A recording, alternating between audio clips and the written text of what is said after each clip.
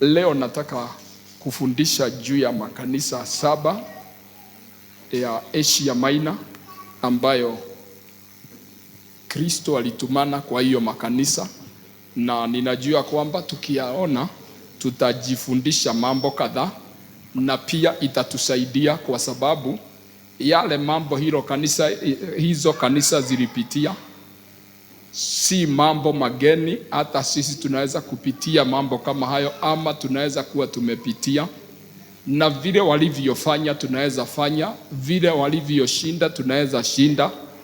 Na kwa hivyo pasipo kuongeza mambo mengi, tuwataka tukaweze kuona juu ya the 7 churches of Asia Minor. Hiyo ni kitabu cha Ufunuo chapter number 2, Ufunuo mlango wa 2 na kuanzia mstari wa 1. Kwa malaika wa kanisa lililoko Efeso andika: haya ndiyo anenayo yeye azishikae hizo nyota 7 katika mkono wake wa kuume, yeye aendaye katikati ya vile vinara 7. Na yajua matendo yako, taabu yako na subira yako, na kwa kuwa huwezi kuchukuliana na watu wabaya na tena umewajaribu wale wajiitao mitume na sio, na ukawaona kuwa waongo. Tena ulikuwa na subira na kuvumilia kwa ajili ya jina langu, wala hukuchoka. Lakini nina neno juu yako, ya kwamba umeuacha upendo wako wa kwanza. Basi kumbuka ni wapi ulikoanguka, ukatubu, ukayafanye matendo ya kwanza. Lakini usipoyafanya hivyo, naja kwako, nami nitakiondoa kinara chako katika mahali pake, usipotubu. Lakini unalo hili neno, kwamba wayachukia matendo ya Wanikolai, ambao nami nayachukia. Yeye aliye na sikio na alisikie neno hili ambalo Roho ayaambia makanisa. Yeye ashindaye nitampa kula matunda ya mti wa uzima ulio katika bustani ya Mungu. Praise the Lord. Nimesoma mambo yote kuhusu hilo kanisa la kwanza la Waefeso, na kwa sababu sijasoma chapter number 1, utakuta ya kwamba wakati Yohana alipomuona Yesu, alimuona akijidhihirisha katika utukufu wake kama mwana wa Mungu, na tunaona ya kwamba hapo ndio anasemekana ya kwamba alikuwa na hizo nyota 7 na alikuwa anatembea katikati ya mnara. Kuna ile taa ilikuwa inawakishwa kule hekaluni ambayo ilikuwa na mikono 7. Alikuwa anatembea huko katikati. Ukisoma chapter 1 peke yako utaona vile Yesu alivyojidhihirisha kwa Yohana. Na kwa hivyo tunaona ya kwamba vile alivyojidhihirisha, kila jambo lina sababu yake. Kwa hivyo akaambiwa ya kwamba, to the angel of the church in Ephesus write, these things says he who holds the 7 stars in his right hand, and who walks in the midst of the 7 lampstands. Anasema Yesu anasema ya kwamba yeye ndiye amezishika hizo nyota 7.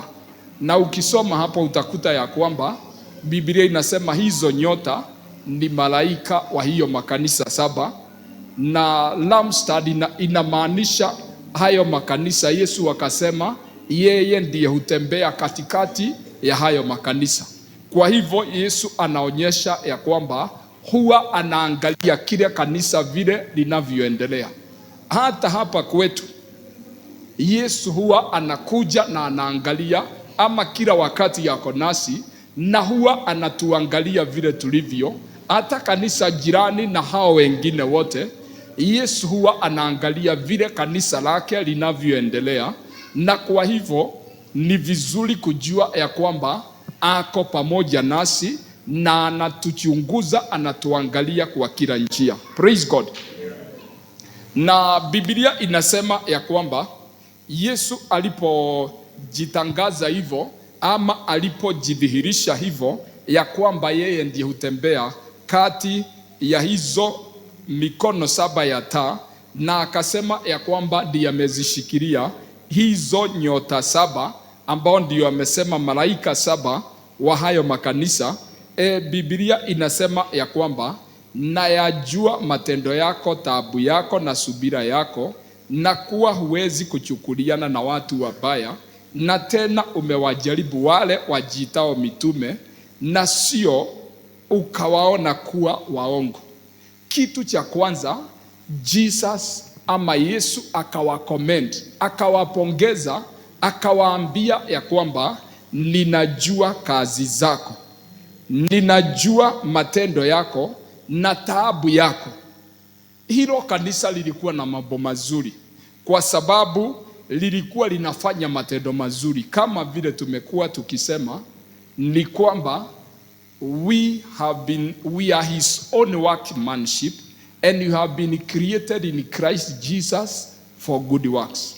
Wakati tulipookoka na wakati Yesu alipotubadilisha, maandiko inasema sisi ni kazi ya mikono yake, na katika Kristo tumeumbwa tukaweza kuzifanya kazi njema.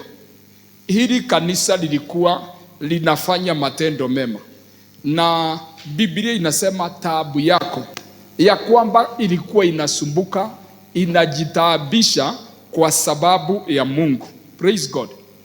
Na maandiko inasema your patience, hata subira.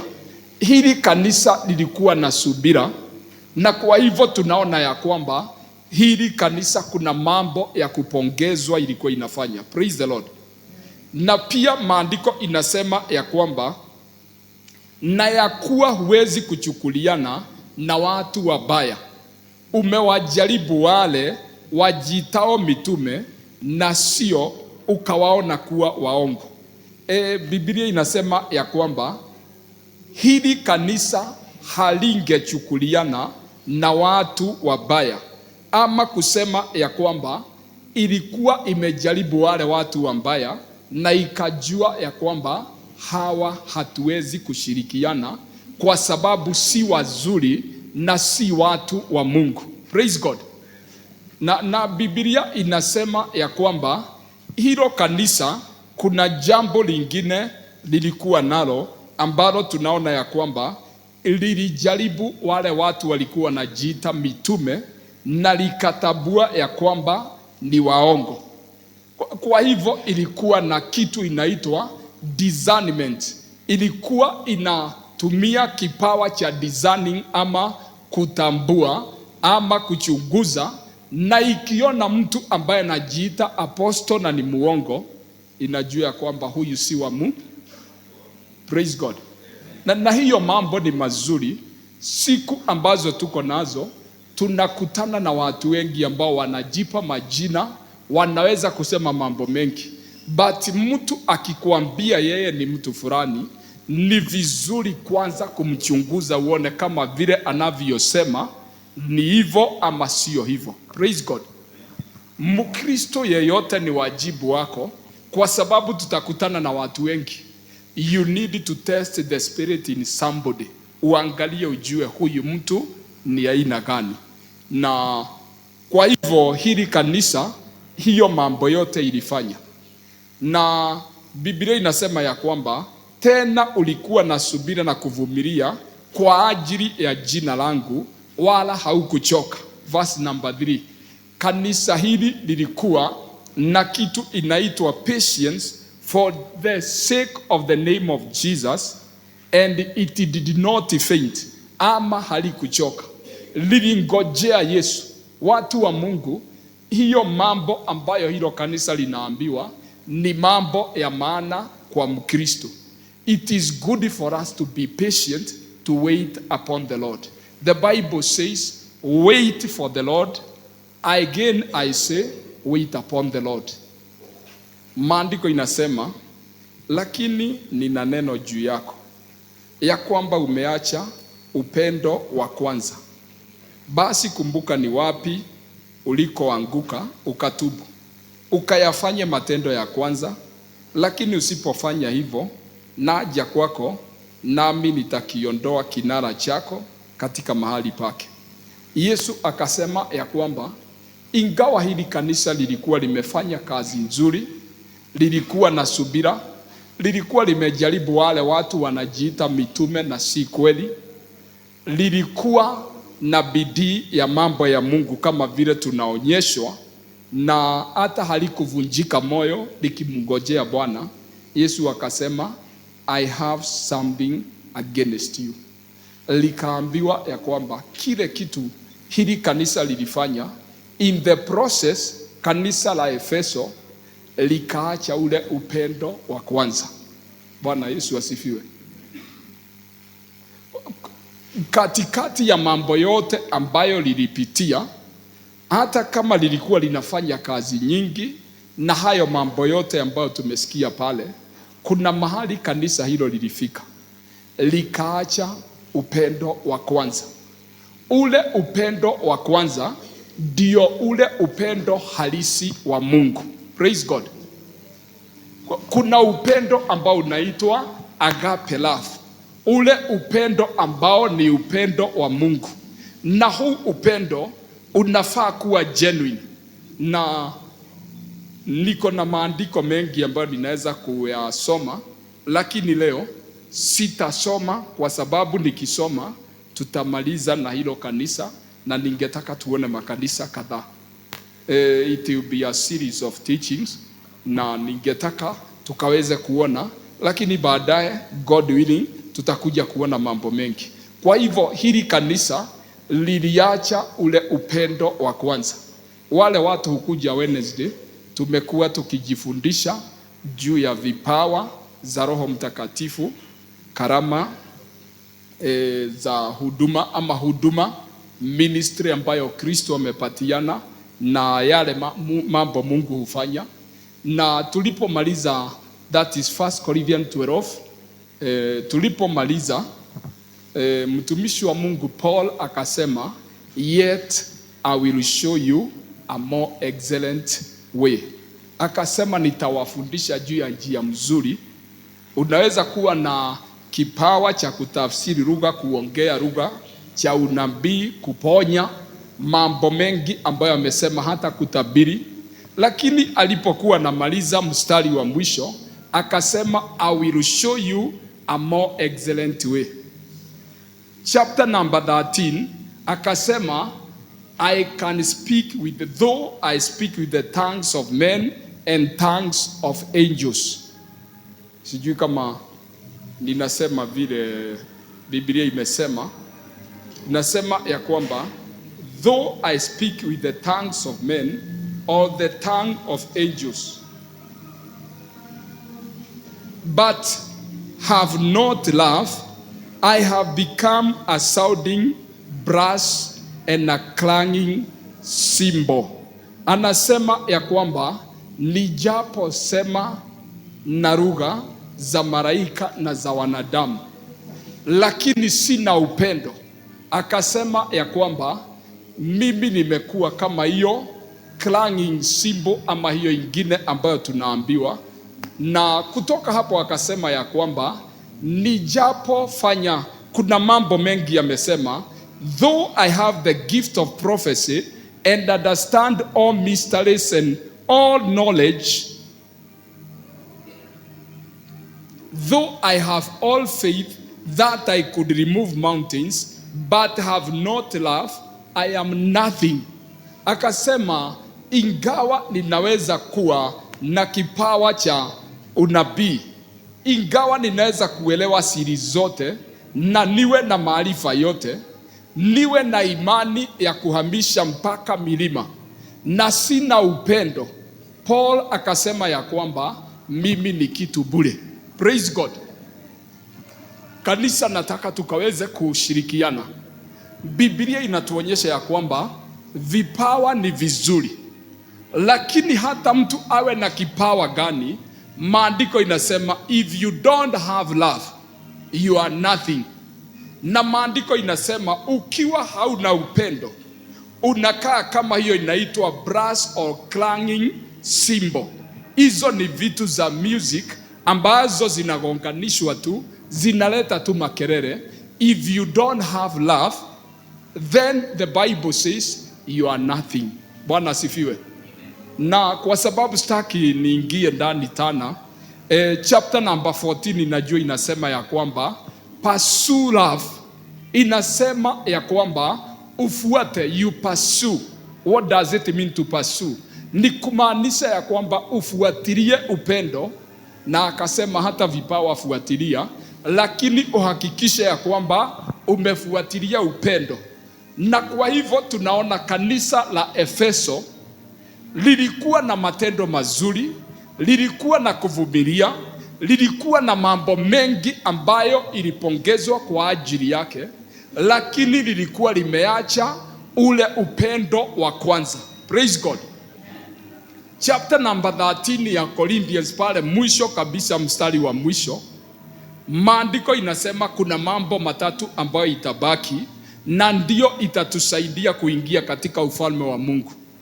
Maandiko inasema ya kwanza ni imani, chapter 13 pale ya mwisho kabisa, na hiyo ingine inasema tumaini, na hiyo ingine upendo.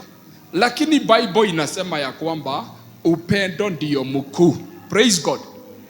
Kwa hivyo kanisa la Efeso lilipoacha ule upendo wa kwanza, likaonekana ya kwamba mambo haya mengine yote likifanya, but it does not have the first love. Yesu akawaambia ya kwamba warudie ule upendo wa kwanza, watubu, warudie ule upendo wa kwanza, ama aweze kuondoa taa yake. Ni kumaanisha ya kwamba if that church, praise God, if any church has got good works but no love, hakuna mambo ya kufika kwa Bwana, kwa Mungu. Praise God.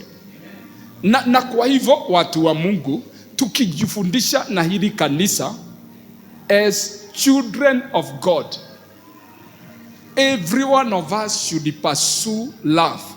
Na nikisema haya, nataka kusema ya kwamba Bible imesema vizuri, chapter number 14 verse number 1, pursue love. What does it mean to pursue?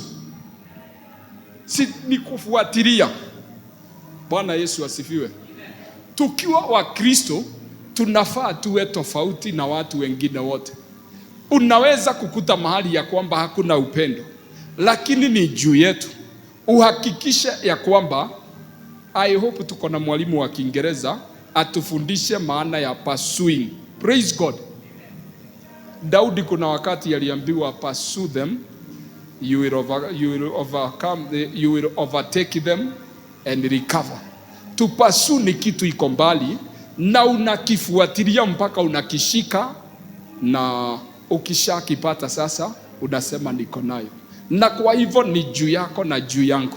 Ukienda mahali ukute ya kwamba hapa hakuna upendo, you make sure you pursue. Praise God. Hata kama itamaanisha kuambia mtu nisamehe, we mwambie tu nisamehe. Hata kama ni kuachilia, mwambie nimekusamehe. Hakikisha umesameheana. Hata kama itafika mahali uende ukute mtu ambaye hata haongei na wewe ama hafanyi nini ama nini, you make sure ya kwamba you pursue love mpaka uipate. Na kuna mahali unaweza kwenda ukitafuta upendo na ukute ya kwamba kwa sababu tumesema ni kufuatilia, kuna shida kitambo mfike hapo, kwa sababu nakuta mtu mgumu, mtu ambaye anasema mimi kusamehe ni ngumu kwangu, ama anakuambia kitu ingine ya kwamba siwezi. Watu wa Mungu tukiwa kanisa la Bwana tunafaa kuwa watu wa kupendana, na kuna mambo haifai kuwa katikati yetu. Kuna watu huo nakuta ya kwamba ni kanisa la Bwana but they are full of tribalism. Anasema kabila hii ama rangi hii, na kwa hivyo unashindwa huyu mtu upendo ule wa Kristo ako nao. Praise God. Unajua tunaelekea uchaguzi. Kuna watu huwa wanachaguana kulingana na kabila. As long as wewe ni ile kabila ama chama, pasipo kuangalia kitu kingine, unasema huyu ni mtu ni mtu wa chama chetu, huyu ni mtu wa lugha yetu, huyu ni mtu wa rangi yetu, ama wengine wanaangalia gender. Siwezi chagua mama, siwezi chagua mubaba, siwezi chagua mzee. Mambo mengi ambayo huwa inaonyesha ya kwamba huyu mtu amefika mahali na anatenga watu kulingana na mambo fulani. Praise God. Na haya yote siongei mambo ya uchaguzi. I'm just giving you an example ya kwamba tunafaa kupasula na kila mtu. Mtu yeyote hakikisha ya kwamba hata kama ye ni nani ama ako namna gani, as the church of Ephesians was told by Jesus, let us pursue love and have the love of God in our hearts. Bwana sifiwe. Biblia inasema ya kwamba wale ambao watashinda kulingana na hilo neno la Mungu, the Bible says that he who overcomes, ni namaliza ya mwisho, yeye aliye na sikio, verse number 7, yeye aliye na sikio na alisikie neno hili ambalo Roho ayaambia makanisa, yeye ashidaye nitampa kula matunda ya mti wa uzima ulio katika bustani la Mungu. He who overcomes, I will give to eat of the fruits of the tree of life which is in paradise. A result ya kuweza kupasula na urudie ile upendo ya kwanza ni kwamba you will be a candidate of those who eat from the tree of life and from its fruits. That is the result. Bwana sifiwe. Na kwa hivyo watu wa Mungu, ni vizuri kuhakikisha ya kwamba you are a friend to everybody. Not only a friend, make sure that you love all the people with the love of God. And also make sure that you love God with all your heart, with all your soul and with all your mind. Upendo ule asili na upendo wa kweli unafaa uwe ndani yetu. Ni kwa sababu tumeona ya kwamba Mungu alikuwa naona mambo mengi na hilo kanisa, lakini akasema kasoro yako wewe kanisa la Efeso ni kwamba uliacha upendo wa kwanza. Hiyo si tumepata. As children of God, it is good to have that first love. Endelea kupenda watu na huo upendo wa kwanza. Na kupenda watu na kuwasamehe haimaanishi ya kwamba hakukufanyia vibaya. Praise God. But ni kuhakikisha ya kwamba alikufanyia vibaya, lakini unamuonyesha upendo, na huo upendo ni upendo wa Mungu. Na upendo wa Mungu sio mjinga. Praise God. Upendo wa Mungu ni upendo ambao umejaa Mungu na umejaa hekima. So may God be with us and help us. The first thing that the church ought to look ni kuangalia ya kwamba tuko na huo upendo wa kwanza katika maisha yetu. Tunaingia kwa kanisa lingine ambalo linaitwa kanisa la Smyrna. Hilo la kanisa la kwanza ninaona mambo yake imeandikwa kwa 7 verses. Kanisa la Smyrna, maandiko inasema, Kiswahili inaita Smirina na Kiingereza inaita Smyrna, na tunaambiwa ya kwamba na kwa malaika wa kanisa lililoko Smyrna andika, haya ndiyo anenayo aliye wa kwanza na wa mwisho, aliyekuwa amekufa kisha akawa hai.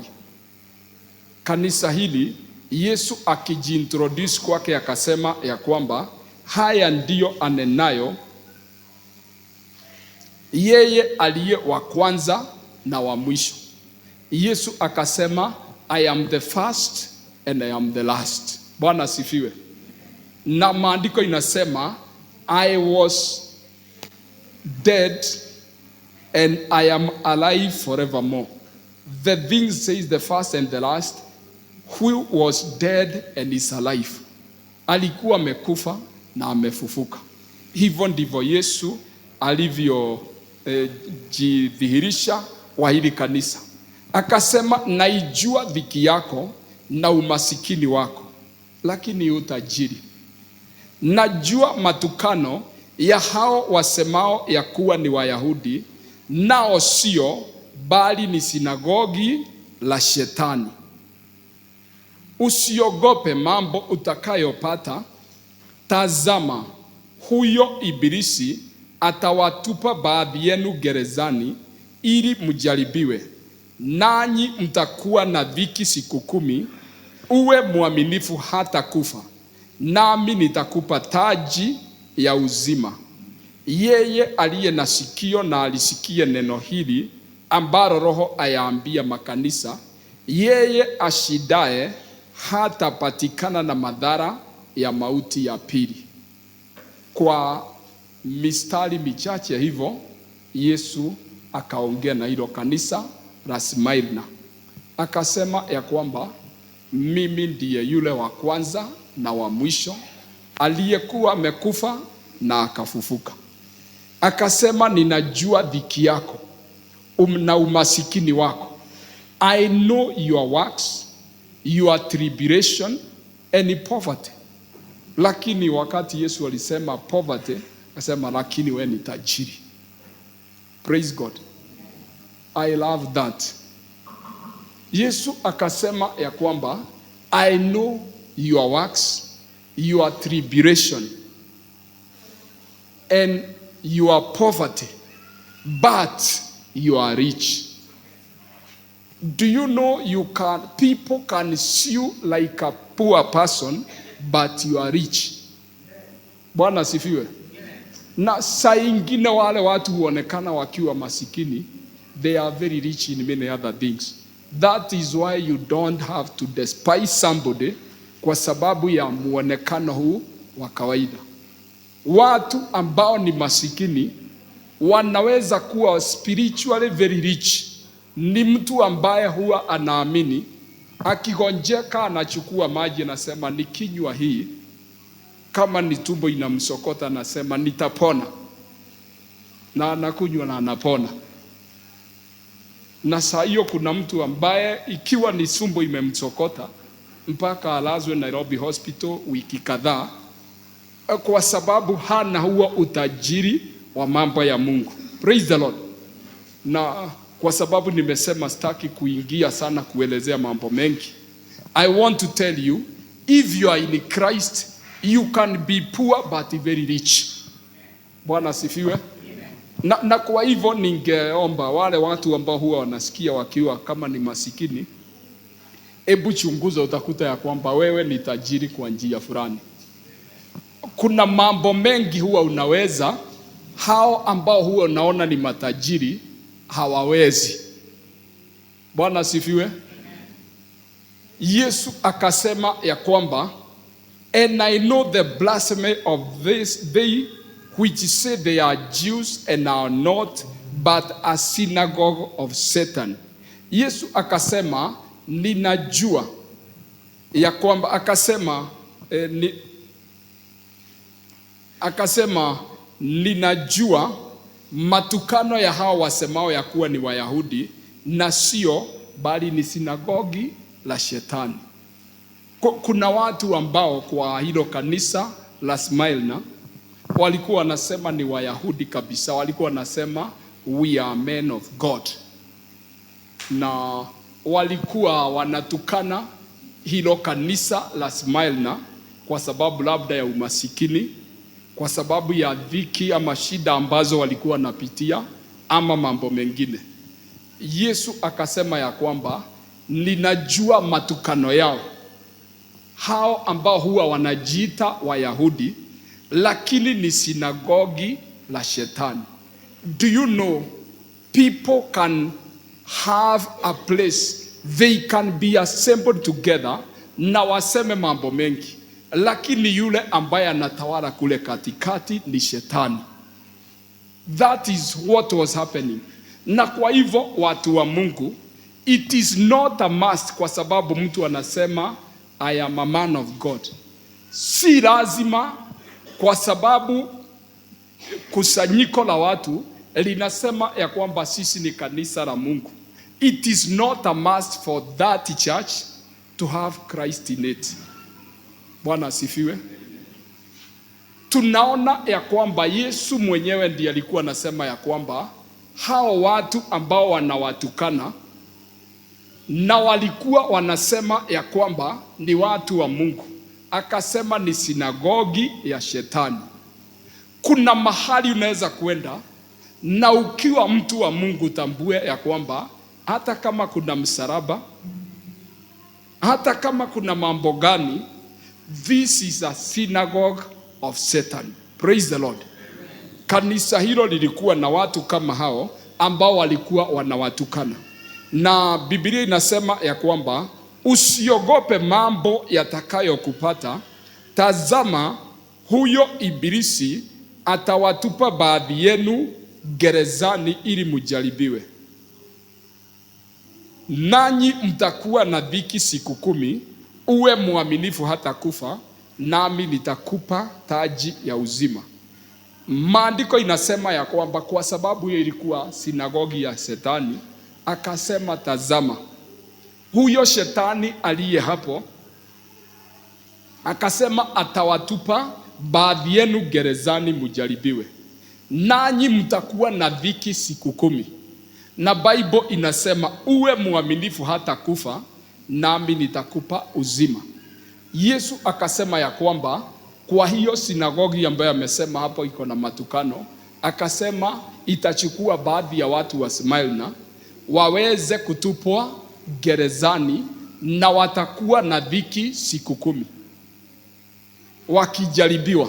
Lakini Yesu akasema be faithful unto death. Praise God. Jambo moja kanisa la Mungu nataka nikakuambie tu, kwa sababu tumeitwa na Mungu, kuna kitu tunafaa kuwa nacho. Usiwahi mkana Kristo maisha yako yote, no matter the threat. Bwana asifiwe. Yesu aliambia hili kanisa ya kwamba uwe mwaminifu hata kufa, even if you will die. Kuna watu, kuna wakati huo, na even now there are things like that. Bwana asifiwe. Kuna watu walikuwa wanashikwa na wanaambiwa sasa hapa hakuna kitu ingine, umukane Mungu ama uende. Wewe ukiambiwa hivyo utafanya nini? Unaweza kusema tutaongea ama tutasikizana. Hatuwezi kosana. Kama unajua Mungu wako kabisa ni nani, na kama unajua mahali unaenda, praise God, afadhali uende, kwa sababu kwani unaenda mahali kubaya? Wangapi wanaogopa kwenda mbinguni? Ninaona hamuinui mikono. Kwa hivyo mnapenda kwenda mbinguni eh? Kwa hivyo ikifika unaenda kwa Baba, haijalishi ni njia gani utapitia, hata kama ni hiyo, just go through that way. Stefano alienda na mpaka Yesu akainuka akasema shujaa anakuja. Praise God. Si lazima mtu wa Mungu apitie njia nzuri ya kwenda. Ile kitu Yesu alisema ni be faithful unto death. Hata kama ni kufa, we kufa tu, lakini ukifa ujue ya kwamba nimeshinda na nimemalizia nikiwa na Yesu. I am still confessing Jesus Christ. They overcame him by the words, by the blood of the Lamb and by the testimony of their mouths. Ni vizuri mtu wa Mungu, kama ni lazima hili kanisa lionyeshwa, kama ni lazima aende, na huwezi enda kama Mungu hajakusudia. Lakini Mungu akiona tu umtukuze kwa hiyo njia, Biblia ikaambia hilo kanisa ya kwamba be faithful unto death. Wangapi hapa wanasema hata kama ni bunduki ama nini, siwezi mkana Kristo? Na usinue mkono kama hauna hakika. Kama uko na hakika inua kabisa. Lakini kama hauna hakika inua kanusu. Have tick. Nataka wale watainua kabisa, hata wanusu inua tu ndio. Tujue tuna kazi nyingi ya kufanya. Praise the Lord. Hilo kanisa waliambiwa hivyo, ya kwamba be faithful unto death. Ni vizuri mtu wa Mungu ikifika ya kwamba ni Mungu ameona iwe hivyo. It is good for the people of God to be that way. Na Biblia inasema ya kwamba verse number 11 ambayo ndio ya mwisho, inasema uwe mwaminifu hata kufa, nami nitakupa taji ya uzima. Yesu akasema ukiwa mwaminifu hadi kufa, I will give you a crown of life. Yeye aliye na sikio na alisikie neno hili ambalo Roho ayaambia makanisa. Yeye ashidaye hatapatikana na madhara ya mauti ya pili. Maandiko inasema ya kwamba he who overcomes, na wameambiwa kwamba akishinda atapatiwa taji ya uzima. Maandiko inasema aliye na sikio la kusikia na asikie neno hili ambalo Roho ayaambia makanisa. Yeye ashidaye hatapatikana na mauti ya pili. Praise God. What is the second death? The first death is death of the body. Bwana asifiwe. Na hiyo tunajua ya kwamba either uende kama vile hilo kanisa lilienda, walikuwa wanaambiwa watauawa, na akaambiwa uwe mwaminifu hadi mwisho. Kila mtu si one out of one die. Ama hamjui hivyo? One out of one die. Hata wewe ambaye sahi unaona ya kwamba uko na miaka mingi ya kuishi, ikifika hatima yake, kwa sababu we cannot live in this body forever, mtu ataenda. Bwana asifiwe. Hata mimi ninawahubiria siku zangu zikifika nitae. Bwana asifiwe. Na watu wameishi wakienda, na kwa hivyo hakuna haja kumkana Kristo, na hata ukimkana utakufa tu na ati unaogopa kifo. I'm speaking about second death. Si hata mwenye kuana atakufa tu. Bwana asifiwe. Lakini maandiko inasema ya kwamba he who overcomes shall not be hurt by the second death. The second death ni ile ya hukumu ya Mungu ambayo itafanya watu waende jehanamu. Maandiko imeelezea kwa Revelation, that is the second death, ya kwamba baada ya haya maisha kila mtu atafufuka, na wale walio ndani ya Kristo watafufuka mwanzo. Lakini at last, after millennium, Bible inasema I saw a great white throne, na aliyekuwa na kalia hiyo kiti, maandiko inasema ya kwamba the dead, wale ambao walikuwa wamekufa wakafufuka, and the sea gave up the dead in them. Wakasimama, kila mtu akahukumiwa na matendo yake, na wote kwa sababu walikuwa na hukumu wakatupwa kwa ziwa la moto, which is the second death. Bwana asifiwe.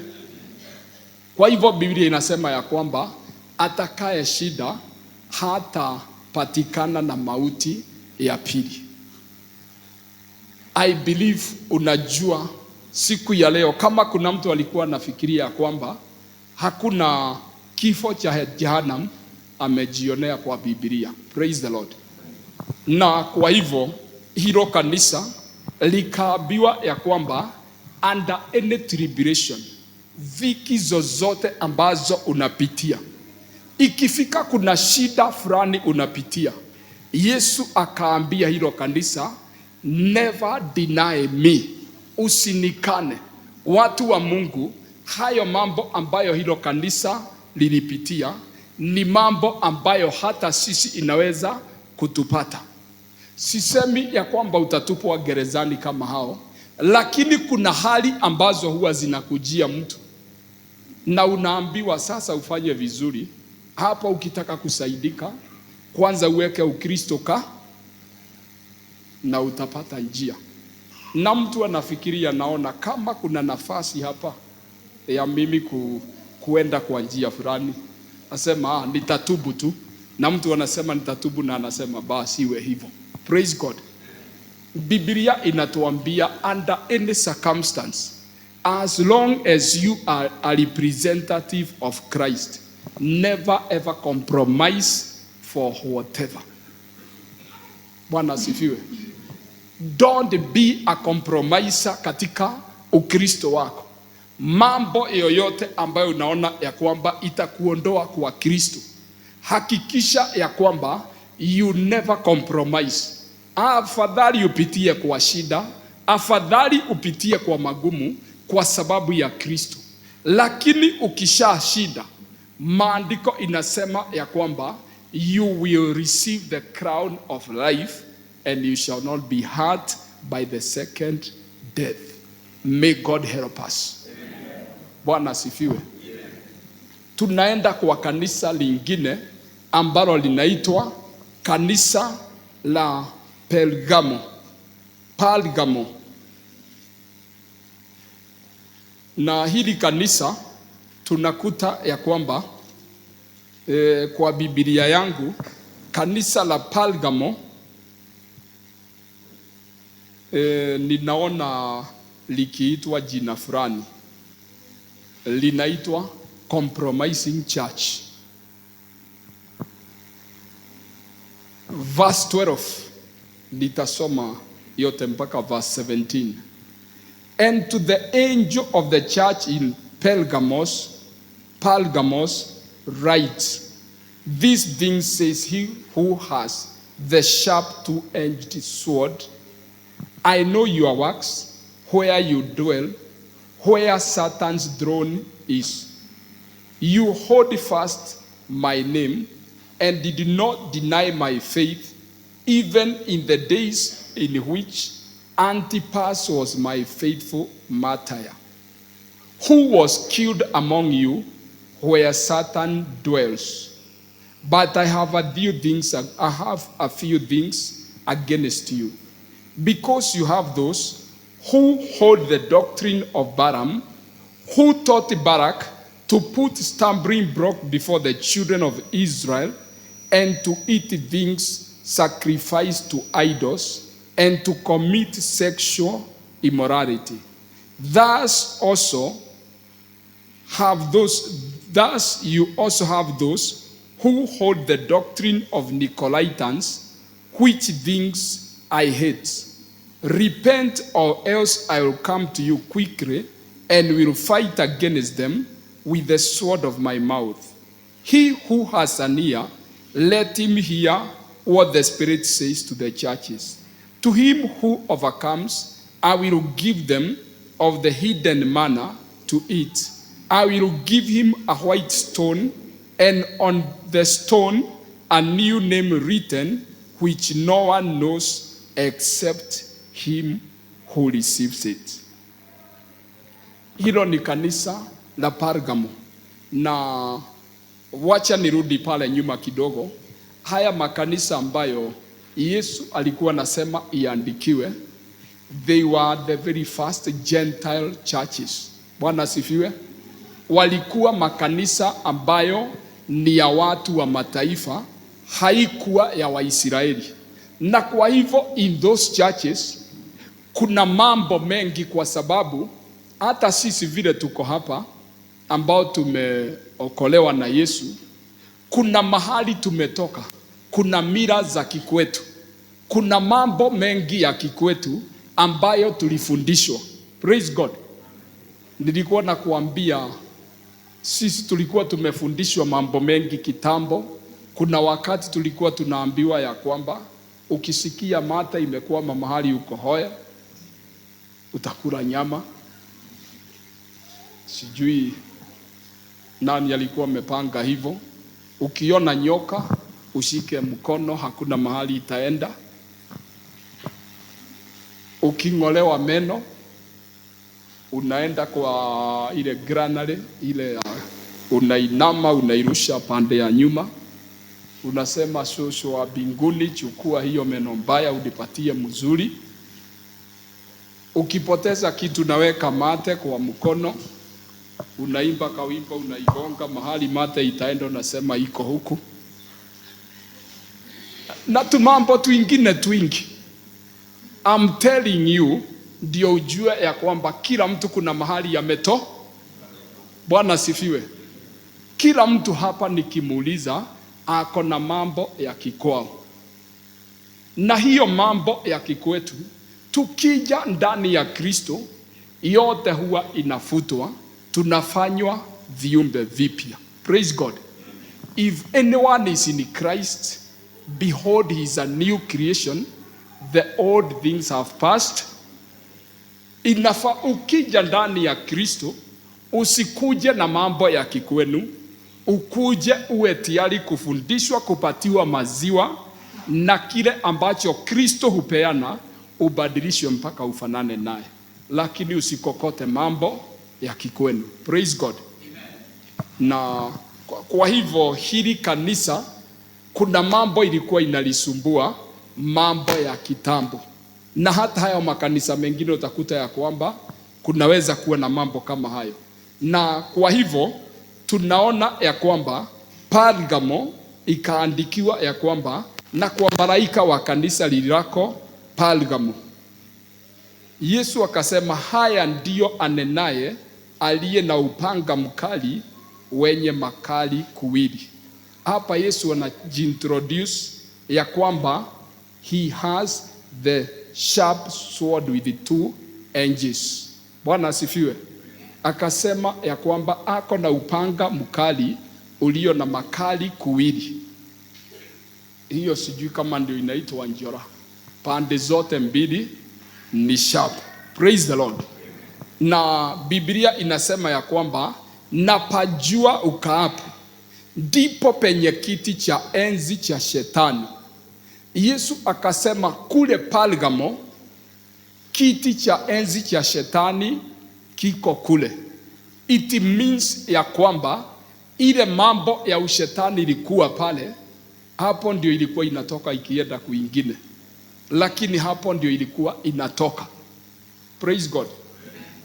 Sijui kama unajua kuna hata siku hizi kuna mahali ambapo kitambo mambo ifike kuingine, kuna mahali huwa inatoka ndio isambae. Mahali shetani yameweka kanisa lako, si kila kitu huwa inaanza anywhere. Unaweza kukuta ya kwamba mambo fulani kitambo ianze, kuna mahali ambapo huwa shetani anaiundia pale, alafu anaisambaza. Praise the Lord. Na kwa hivyo hili kanisa lilikuwa namna hiyo. Yesu akasema kiti cha enzi cha shetani kilikuwa Pergamo. Akasema nawe walishika sana jina langu, wala hukuikana imani yangu, hata katika siku za Antipa shahidi wangu, mwaminifu aliyeuawa katikati yenu, hapo akaapo shetani. Maandiko inasema hili kanisa lilikuwa na mambo mazuri.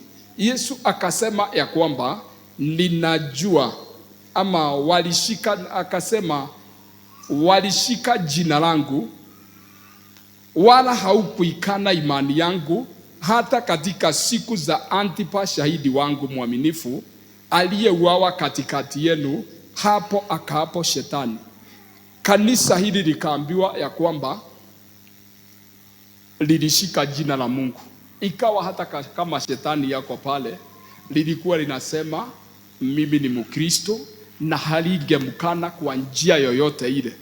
Na Biblia inasema ya kwamba hata imani ya Kristo hili kanisa lilishikilia kabisa. Lilikuwa mambo yote linaamini ya kwamba hata nini isemekane, walikuwa nasema tunamwamini Mungu. Praise God. Na maandiko inasema ya kwamba hata wakati ambapo, hata katika siku aliyeuawa katikati yenu, shahidi wangu mwaminifu Antipa. Kuna mtu alikuwa anaitwa Antipas ambaye aliuawa kule Pergamo kwa sababu ya imani ya Kristo. Praise God. Lakini hili kanisa hata kama aliuawa kwa sababu ya kumwamini Kristo, I told you kuna mahali unaweza fika ukute ya kwamba watu wanauawa kwa sababu ni wa Kristo. Kwa sababu wenye kufanya hivyo si kwamba mumegawana shamba, si kwamba kuna kitu chochote mnaulizana. Shida ni kwamba anakuchukia kwa sababu ya yule umeamini. Praise God. So kwa hilo kanisa tunaona ya kwamba kuna mtu mmoja alikuwa anaitwa Antipas na aliuawa kwa sababu ya kumwamini Kristo. Maandiko inasema ingawa aliuawa huyo, kanisa halimkumkana Kristo, lilikaa dhabiti likasema aende, tunajua ameenda kuzuri, lakini sisi tunaendelea kumwamini tu. Praise the Lord. Okay, tukitoka hapo pa kupongezwa, tunaona ya kwamba verse number 14 inasema, lakini ninayo maneno machache juu yako, kwa kuwa unao huko watu washikao mafundisho ya Balaam, aliyemfundisha Baraki atie ukwazo mbele ya Waisraeli, kwamba wa vile vitu vilivyotolewa sadaka kwa sanamu na kuzini. Vivyo hivyo wewe nao una watu wayashikayo mafundisho ya Wanikolai vile vile. Basi tubu, usipotubu naja kwako upesi, nami nitafanya vita juu yao kwa huo upanga wa kinywa changu. Yeye aliye na sikio alisikie neno hili ambalo Roho ayaambia makanisa. Yeye ashidaye nitampa baadhi ya ile mana iliyofichwa, nami nitampa jiwe jeupe, na juu ya jiwe hilo limeandikwa jina jipya asilolijua mtu ila yeye aliyelipokea. Maandiko inasema ya kwamba ingawa hilo kanisa lilikuwa na hayo mambo, Yesu akasema, I have some things against you.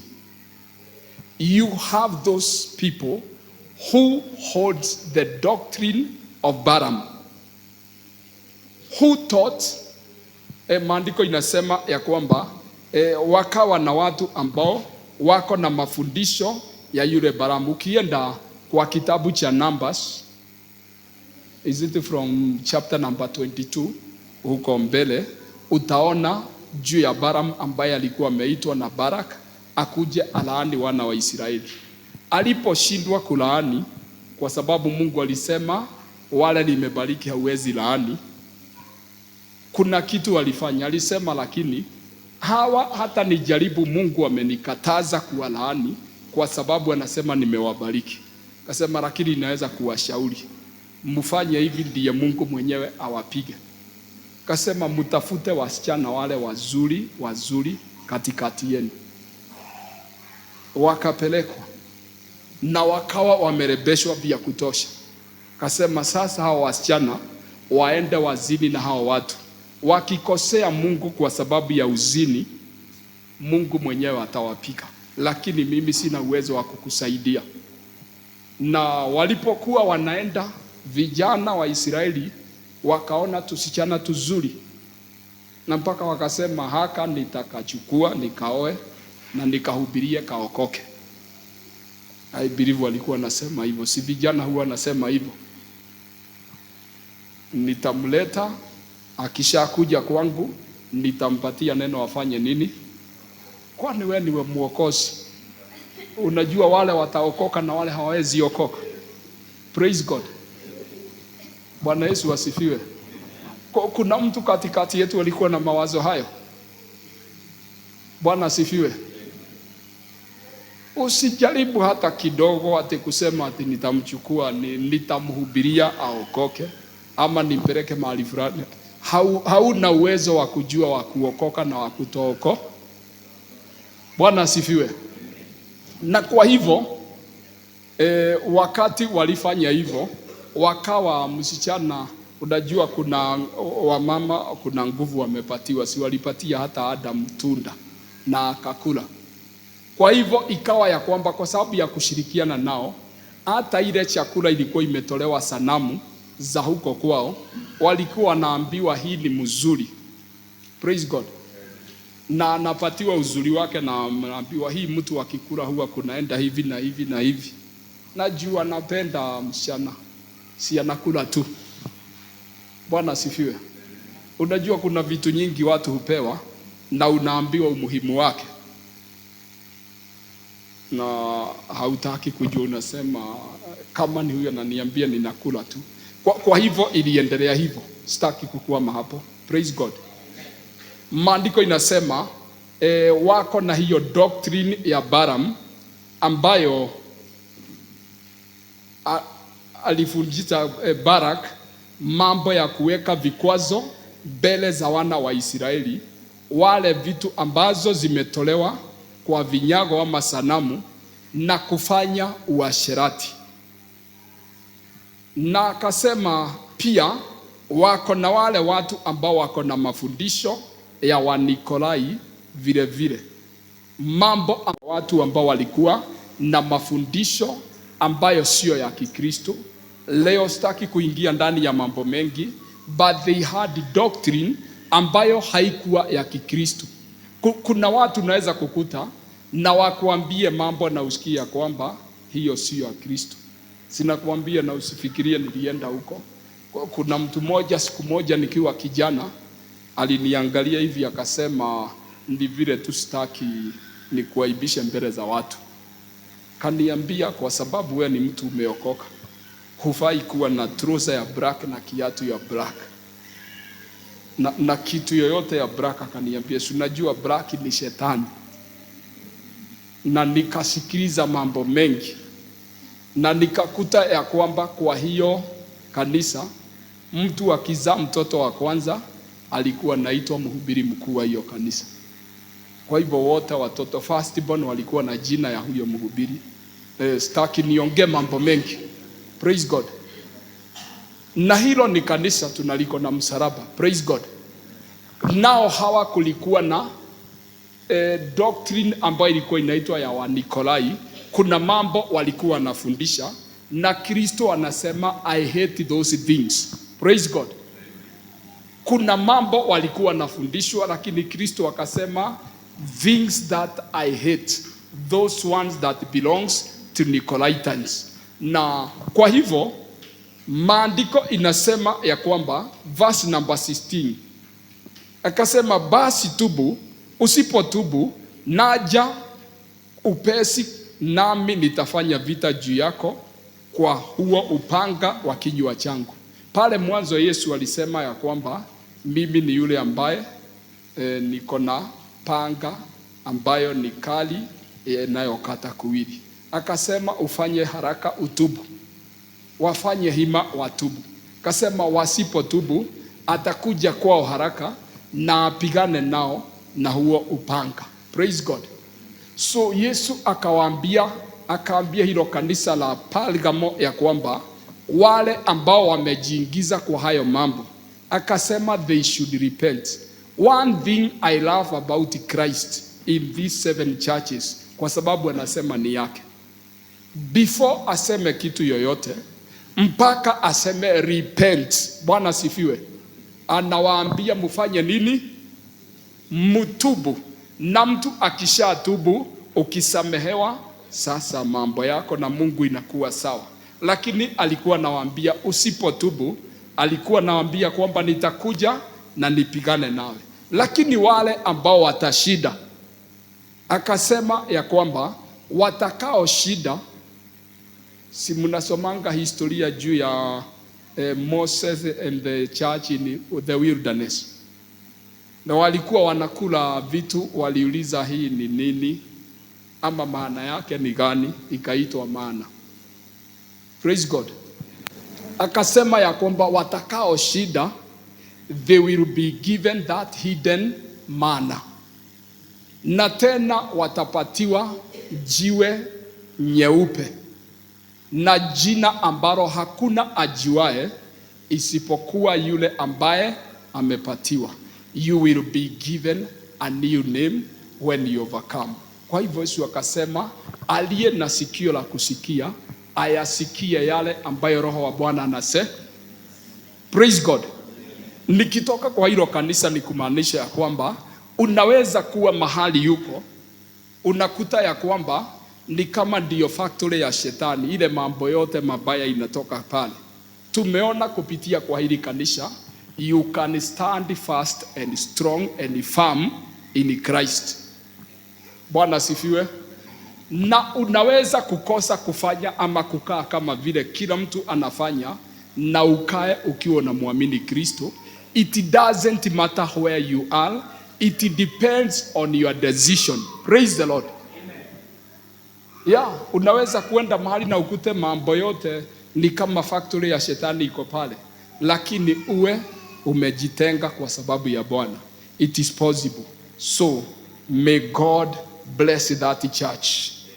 Praise God. Tunaenda kwa kanisa lingine kulingana na vile ninaona. Sijui kama tutaweza kwenda zaidi ya hilo. Let's see. Tunaenda kanisa linaitwa kanisa la Thiatira. Maandiko inasema, na kwa malaika wa kanisa lililoko Thiatira andika, haya ndiyo anenayo mwana wa Mungu, yeye aliye na macho yake kama mwali wa moto na miguu yake mfano wa shaba iliyosuguliwa. Na yajua matendo yako na upendo na imani na huduma na subira, na tena kwamba matendo yako ya mwisho yamezidi yale ya kwanza.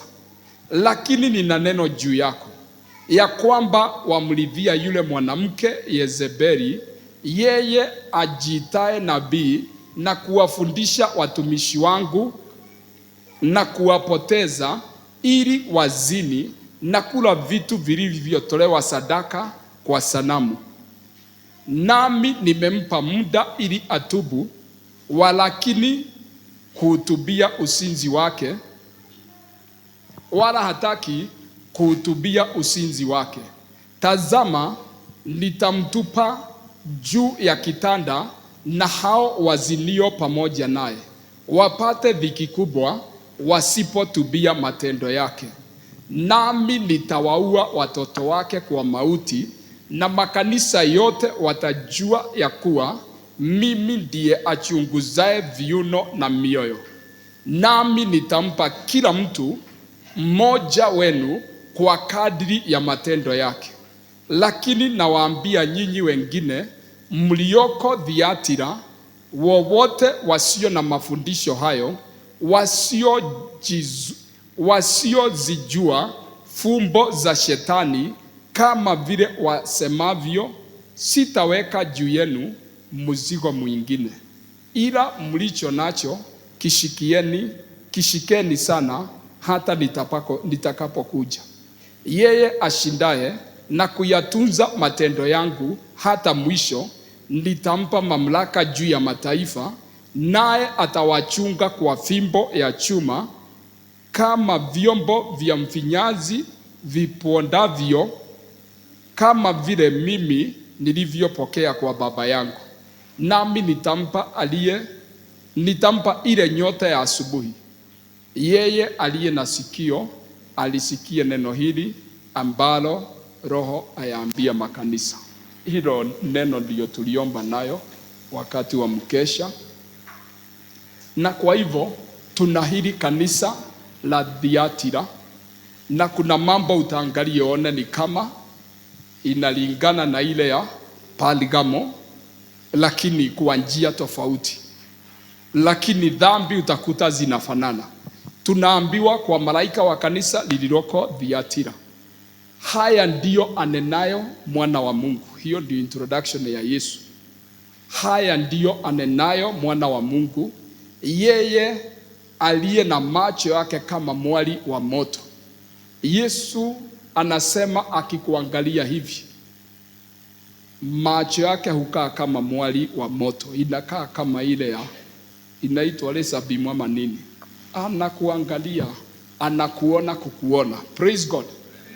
Na anasema ya kwamba miguu yake inakaa kama shaba ambayo imesuguliwa. Shaba ndio, is it the heaviest metal? Lead. Bwana asifiwe. Na ikifika ni shaba, miguu ikiwa hivyo, inamaanisha huwa mguu ukikukanyanga sawa mpaka utasikia kitu. Praise God. Na Yesu anasema ya kwamba nayajua matendo yako. Kitu ya kwanza kwa haya makanisa, Kristo alikuwa anaionyesha ya kwamba he recognizes and he notices their good works. Anasema nayajua matendo yako na upendo wako na imani na huduma na subira yako, na tena kwamba matendo yako ya mwisho yamezidi ya kwanza. Tungefikishiwa hapo, si tungeipigia makofi kabisa na tuiambie go on. Bwana asifiwe. Hili kanisa liko na matendo mazuri. That is what the Bible says. I know your works, your charity, your service, and faith, and patience, your works, that the last be more than the first. Hata hapa mwisho, kwanza hili kanisa hapa mwishoni ikiandikiwa, sasa ilikuwa imezidisha hata kuliko beleni. Praise God. It means kama ilikuwa inafanya huduma kitambo, ilikuwa inafanya dakika 30, ikaongeza ikafika 2 or 3 hours. Kama ilikuwa inatoa sadaka ya 20 shillings, ikaongeza sasa ilikuwa inatoa mingi. Praise God.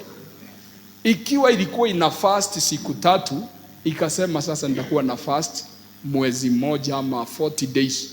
Kila kitu ikawa ya kwamba mambo yake ilizidi kuongeza.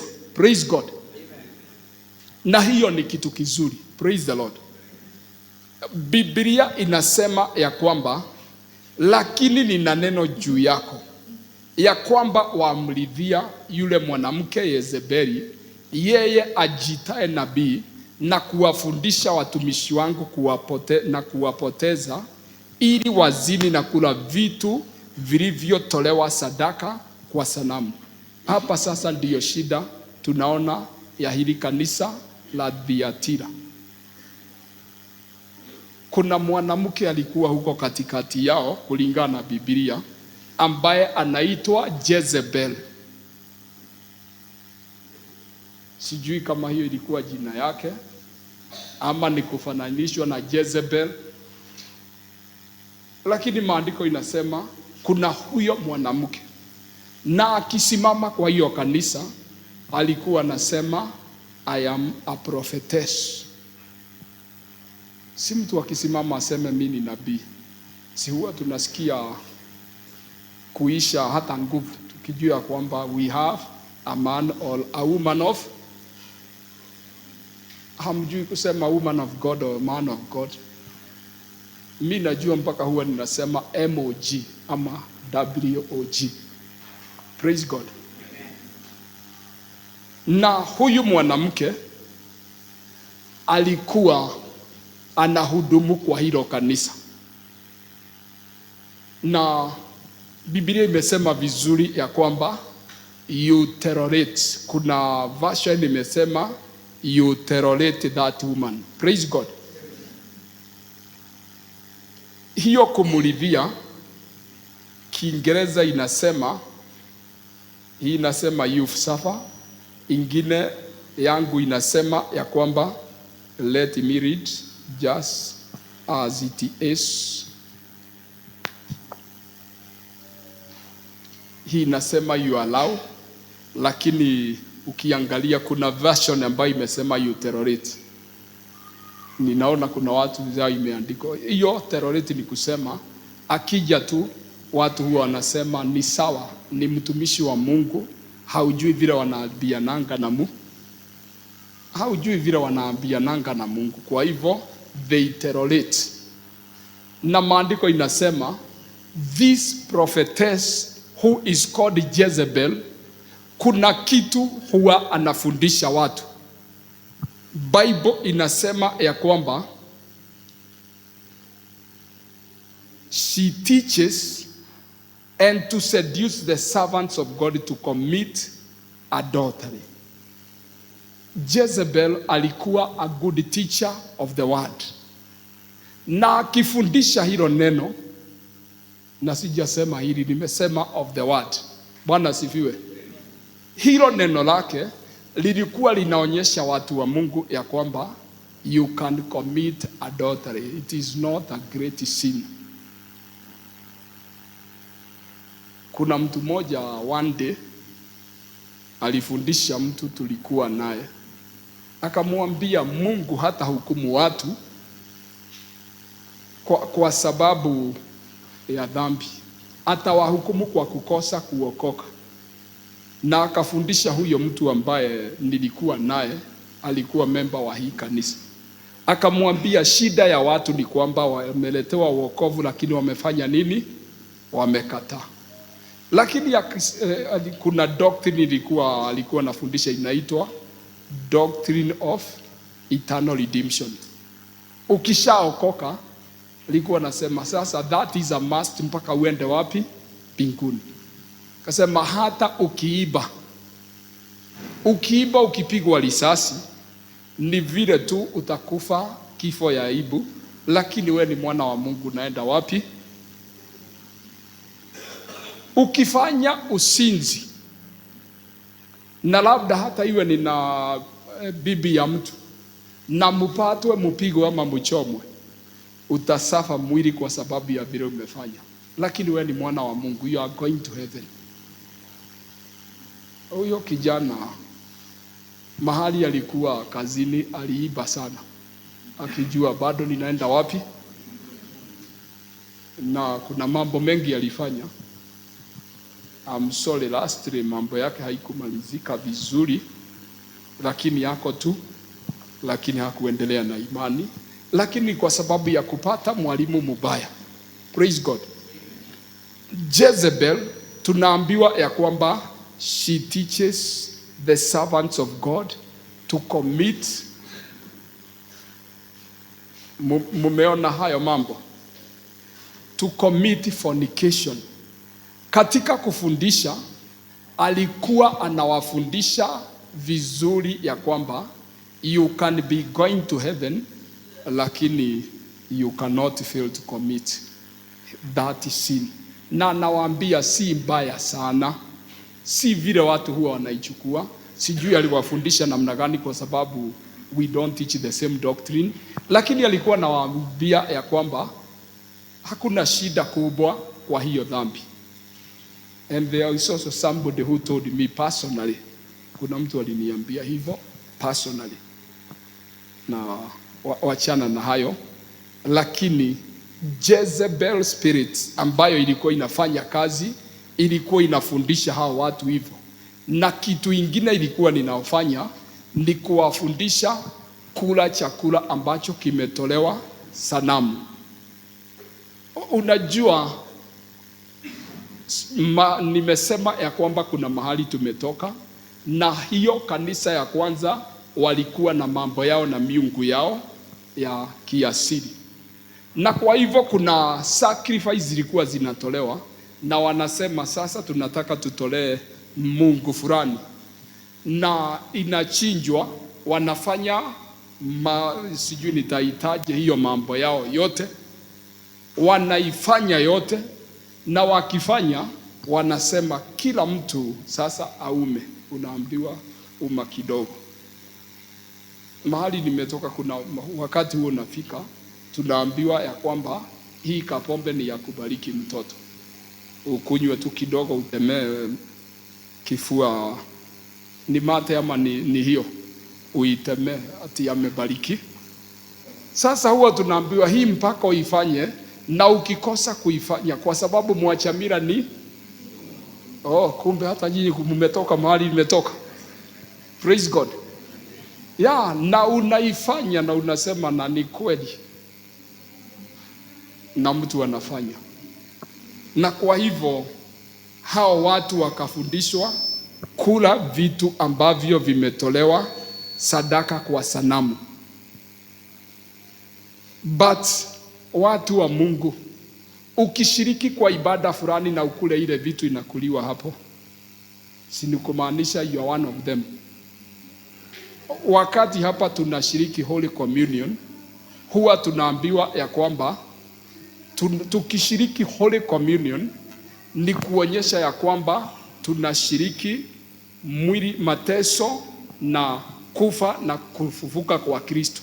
We are the body of Christ. Ni kuonyesha sisi wote ni mwili wa Kristo. That is why we take the Holy Communion together. Kuonyesha ya kwamba sisi wote ni wa Kristo, kwa sababu tunakula mwili mmoja na tunakunywa kikombe kimo. Bwana asifiwe. Na ukiparticipate kwa ibada ya sanamu, can it be different? It means you are worshiping the gods that are worshipped by your fathers. Hiyo ni vizuri ieleweke. Bwana asifiwe. Na kwa hivyo Yesu akazidi kupeana akisema, huyu mwanamke Jezebel amempa muda atubu, wala hataki kuhutubia usinzi wake. Akasema, I gave her time to repent, but she does not repent. Na she repented not. Maandiko inasema, behold, I will cast her into a bed, and then them that commit adultery with her unto great tribulation, except they repent their deeds. Sasa hapa hata imekuwa wazi zaidi. Maandiko inasema ya kwamba Yesu alimpatia muda atubu, lakini hakutubu. Akasema ya kwamba nitamlaza kwa kitanda, na wale ambao wanafanya usinzi naye wataingia kwa dhiki kuu. Nitawaingiza kwa dhiki kubwa wasipotubu. Kumbe hata huyu nabii Jezebel, kumbe si kufundisha watu ya kwamba wanaweza kwenda huko kutafuta tusichana na tumama tuingine. Yeye mwenyewe ndiye alikuwa analala nao, na walikuwa wanaona ni baraka sana, kwa sababu ni prophetess. Walikuwa wanaamini ya kwamba tukilala naye kuna kitu tutapokea, kuna anointing, kuna impartation. Bwana asifiwe. Ninajua walikuwa wanaona hivyo kwa sababu si ndiye nabii. Na of course yakiwa nabii si alikuwa anatabiri mambo fulani, wanasema huyu ni wa Mungu. Praise God. Na kama ni hivyo, ni inaonyesha ya kwamba kwa hilo kanisa la Thiatira akaingiza mambo ya uasherati. Maandiko inasema Yesu akampatia nafasi atubu, lakini hakutubu. Before judgment comes, tunaona Yesu kama vile nilisema ni mwema kiasi ya kwamba huwa anahakikisha ame-expose the sins of anybody. Praise God. Na kisha ku-expose, ha-expose ndio akuaibishe, ana-expose na anakupatia nafasi ya kutubu. Tunaona hivyo ndivyo alifanya kwa huyu mwanamke Jezebel. Na Biblia inasema ya kwamba sasa kwa sababu alikataa kutubu, akasema nitamtuma kwa kitanda. Na wale ambao wanafanya usinzi naye, akasema ya kwamba nitawaingiza kwa dhiki kuu wasipotubu. Si unaona hata wale watu wana commit adultery na yeye, akasema ya kwamba wasipotubu hata wao atawaingisha kwa dhiki kuu. Praise God. Kwa hivyo Jezebel already amekataa kutubu, lakini wale walikuwa wanafanya nao, they had a second chance of repenting. We are always given by Jesus a chance to repent. It is upon us to take that chance and to do what is right, and our relationship goes on. Bwana sifiwe. Na Biblia inasema ya kwamba nami nitawaua watoto wake kwa mauti, na makanisa yote watajua ya kuwa mimi ndiye achunguzaye viuno na mioyo. Kiingereza inasema who searches the reins and the hearts, and will give unto every one of you according to your works. Maandiko inasema I will kill her children with death. Si mnajua Kiingereza kidogo? Na yule hajui Kiingereza, kwa Kiswahili nasema nitaua watoto wake na kifo. Kwani watu huwa wanakufa na nini? Si ni vizuri kujiuliza. Mtu huwa anakufa na nini? Maandiko inasema I will kill her children with death. Na akasema ya kwamba nikiwaua na kifo, akasema ya kwamba makanisa yote itajua ya kwamba mimi ndiye huchunguza. Hizo zinaitwa viuno na mioyo, na huwa ninampa mtu kulingana na kazi zake. Watoto wa Jezebel, Mungu akaahidi ya kwamba they will be killed by death. Na kwa hivyo hawa watoto wa kifo, ukiulizwa wameuawa na nini, utasema si kuna mtu unaweza kukufa umseme aliuawa na malaria. Kuna mwingine unaweza kusema ni accident. Kuna mwingine unaweza kusema ni pressure. Kuna wengine huwa tunaambiwa ni moyo ilisimama. Lakini watoto wa Jezebel wangekuwa siku ya leo wakienda kufanyiwa postmortem, ingeandikwa they were killed by. Bwana asifiwe. Si hizo vitu zingine zote, they were killed by death. Sasa sijui madaktari siku hizi wataonaje ni kifo kimewaua. It means hao watoto wameenda kabisa, kwa sababu ni kifo imewachukua. Bwana asifiwe. Wale amapata wa usinzi. Na Biblia inasema ya kwamba ndio makanisa yote juu ya kwamba ni Bwana huchunguza nafsi na mioyo ya watu, na huwa ninampa mtu kadiri na matendo yake. Verse number 24 tunaenda kumaliza. Nasema, lakini nawaambia nyinyi wengine mlioko Thyatira, wote wasio na mafundisho hayo, wasiozijua fumbo za shetani kama vile wasemavyo, sitaweka juu yenu mzigo mwingine. Yesu akasema ya kwamba kwa wale ambao wako huko kanisa ya Thyatira na hawajajua, Kiingereza inasema the deep things of the devil, hawajafundishwa ile mambo ya udani ya kishetani, akasema hata wapa mzigo mwingine. Sometimes nikiwa tu kwa wokovu, kuna mahali nilienda na nikashangaa. Nilikuta, ama nipeane mfano wa Biblia kwa kitabu cha Ezekiel it's verse number, is it 8? Chapter number 8.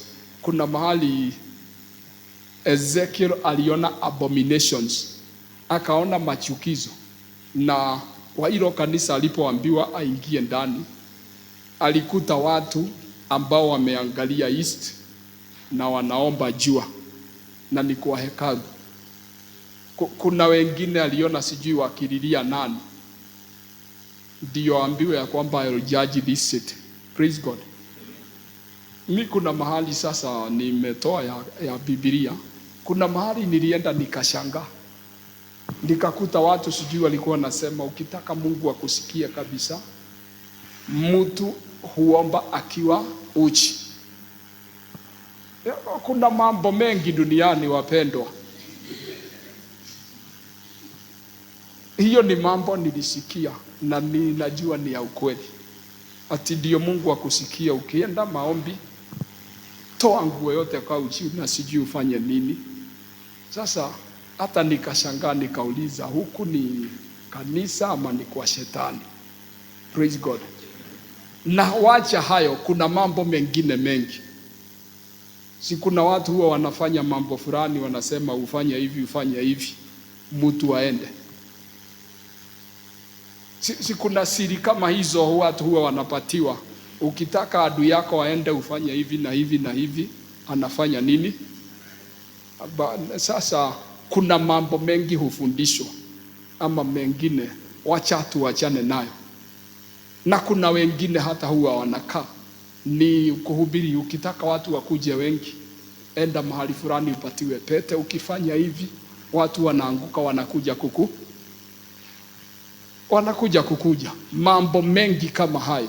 So Yesu akasema kwa kanisa la Thyatira, akasema ya kwamba kwa wale ambao hawajajifundisha hayo mambo ya ndani ya kishetani, akasema sitawawekelea mzigo mwingine.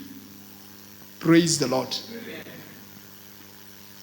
So watu wa Mungu, it is so nice, it is so blessed, mtu akiwa kwa nyumba ya Mungu, don't have any other agenda. Praise God. Let our agenda be seeking the Lord with all our hearts. Kwa sababu Mungu anasema tunapomtafuta kwa mioyo yetu yote tutampata. Na kwa hivyo akasema hata wawekelea mizigo mingine wale ambao hawajaingia undani wa shetani. Kuna watu ambao huwa unakuta ya kwamba wako kwa shetani ndani, na tunaona ni kwa hilo kanisa kupitia kwa nabii huyo ambaye anaitwa Jezebel. Akasema ila mlicho nacho kishikeni sana hata nitakapokuja. Akawaambia wale ambao hawana huo ushetani wa ndani, akasema sitaki niwawekelee mzigo mwingine, usike sana ulicho nacho mpaka nikuje. Ambia mwenzako, sika sana ulicho nacho mpaka Yesu arudi.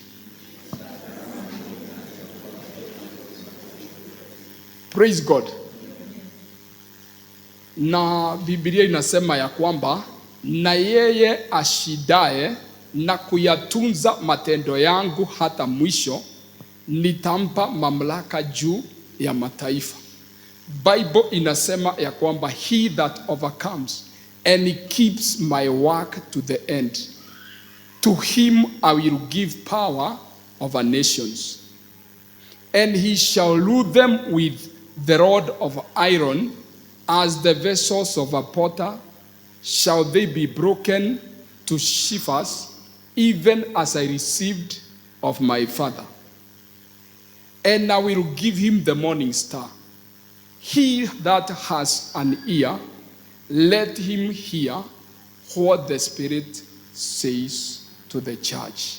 Maandiko inasema atakaye shida, Biblia inasema ya kwamba nitampa mamlaka ya kuyatunza, ama mamlaka juu ya mataifa, na atawachunga kama vile fimbo ya chuma ambayo huwa inavunja ama inaponda nyungu, kama vile nilivyopokea kutoka kwa Baba yangu. Na Bible inasema nitampa nyota ya asubuhi. Yeye aliye na sikio asikie vile Roho wa Bwana anasema. Praise God. Kuna baraka ziko pale. Yesu anasema ukishikilia imani yake mpaka mwisho, kasema ya kwamba he will give you power over nations and you shall rule over them, na fimbo ya chuma utakuwa unawavunja, na tena utapatiwa nyota ya asubuhi. Praise God. Kama vile Yesu alivyopewa huo uwezo wa fimbo ya chuma na Mungu, nasema atatupatia.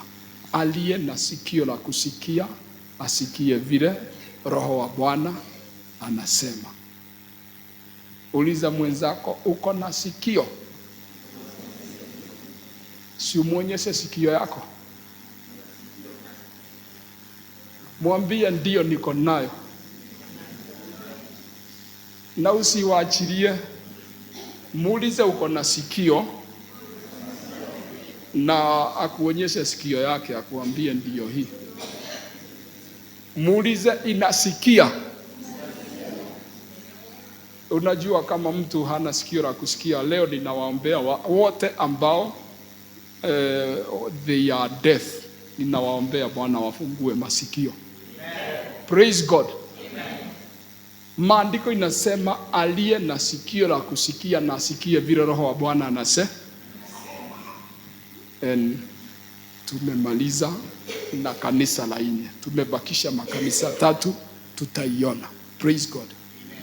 As I finish, hayo mambo yote ambayo tumejifundisha ya makanisa, inawezekana katika safari yako ya imani umepitia mambo mengi, umeona mambo mengi.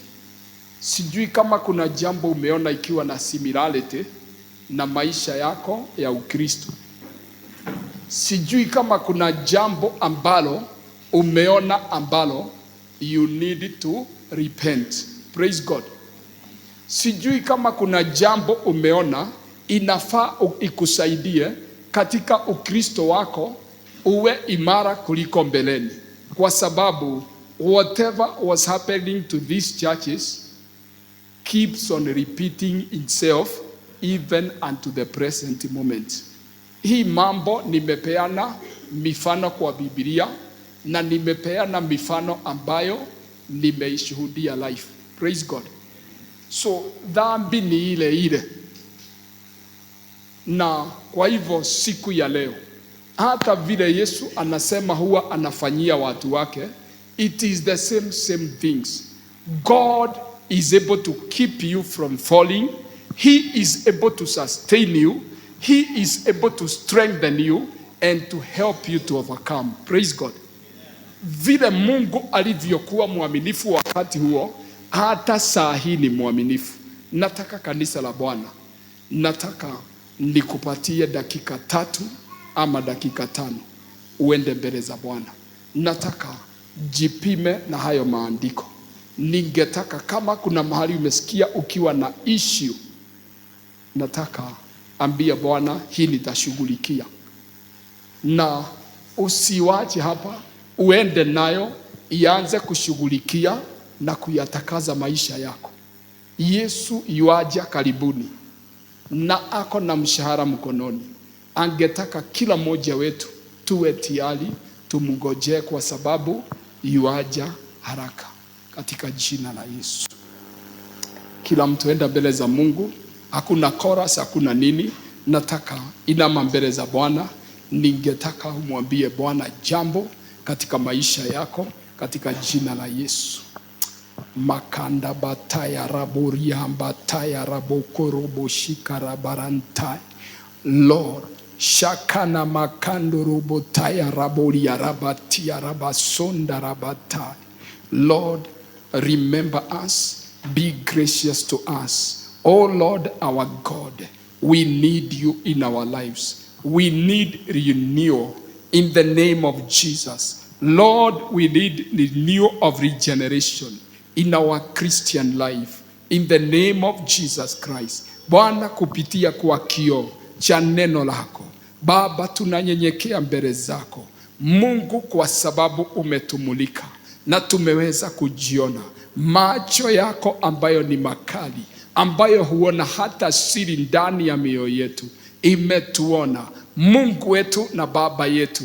Wewe ambaye Yesu Kristo uko na upanga mkali ukatao kuwili, Bwana umekuwa nasi. Ewe mwana wa Mungu, tunakuita Baba yetu na Mungu wetu, tukiwa mbele zako. Wewe utembeaye katikati ya taa 7, Bwana, ewe ambaye umezishikilia hizo nyota 7, Bwana, tumekuona na tumesikia kutoka kwako siku njema ya leo. Wewe Mungu wetu na Baba yetu, wewe mwenye miguu ambayo imekaa kama shaba ambayo imesuguliwa, Bwana, tumesikia kutoka kwako na tunakuita Baba. Tunaomba tusaidie katika maisha yetu ya wokovu mwaka huu ambao Mungu umesema nasi. It is the year of divine favor. Baba, tunakuamini ya kwamba kibali chako kitakuwa juu yetu, kitaendelea kuwa nasi, ushindi wako utaendelea kuwa nasi, wema wako ukazidi kuwa nasi katika jina la Yesu. Bwana, tunakuita, tunaomba tusaidie tukaweze kuzidisha kuzifanya kazi njema, tuwezeshe kuwa wavumilivu. Mungu wetu na Baba yetu, itie mioyo yetu nguvu. We don't want to compromise concerning our faith katika jina la Yesu. Jambo lolote ambalo Mungu wetu na Baba yetu liko kinyume na imani yetu, Mungu tunalikataa, tunakuamini wewe mwenye nguvu na uwezo. Tupe nguvu, tupe ujasiri na uwezo wa kuyashinda yote. Baba, tunakuita, tunakuamini ya kwamba roho ya kifo haitatukaribia, kwa maana unatuchunga na unatulinda. Asante Baba, tunakuamini ya kwamba kupitia kwa hili neno Mungu unalitakaza kanisa lako, unaliinua kanisa lako, unalibariki kanisa lako, unatuwezesha katika jina la Yesu twaomba na tumeamini. Wacheni tuombe. Kama kuna mtu wako hapa siku ya leo, kabla hatujaingia kwa hiyo nafasi nyingine, na haujampokea Yesu kama Bwana na Mwokozi wa maisha yako, kama kuna mtu kama huyo hapa, ningetaka ukaweze kusimama uje hapa mbele tukaombe pamoja nawe. Na pia wale ambao wananitazama online, ukiwa haujampokea Yesu katika maisha yako, nataka umwamini Mungu pamoja nasi ukaweze kumpokea Bwana katika maisha yako. Tuna mtu kama huyo hapa? Okay, kama iko hivyo, nataka wale ambao wanataka kumpokea Yesu, omba pamoja nami na kuongoza tu, omba kwa kumaanisha. Sema, Bwana Yesu, nirehemu, unioshe dhambi, maovu na makosa yote.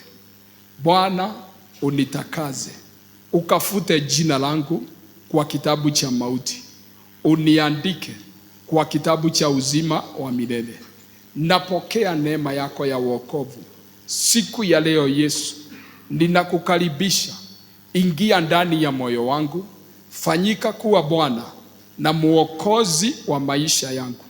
Kuanzia leo mimi ni wako, nawe ni wangu. Nipe Roho wako akaniongoze siku zote za maisha yangu. Asanti Yesu kwa wokovu. Nimeomba kwa imani, kwa jina la Yesu nimeomba na nimeamini.